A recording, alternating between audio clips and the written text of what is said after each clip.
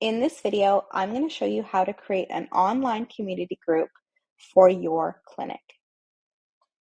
What you're going to do is log into the Treehouse community under your provider profile and select under the parents dropdown the groups option.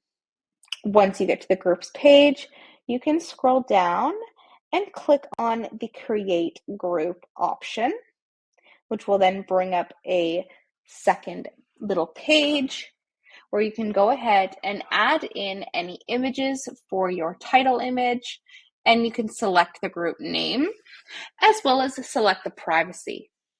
So there are multiple options. You can have a public group where anybody can view and join this group in the Treehouse Hub. You can have a private group as well in the Treehouse Hub, where it is a request-only entry into the group. Or you can also make it a private group with the request still live, but make it hidden, meaning that this group will not be displayed on the groups page on the Treehouse Hub. Please note that when you create this group, that your group will need to be approved by the Treehouse team, which can take up to 24 hours to approve. And that is how you go ahead and create an online community group on the Treehouse Hub.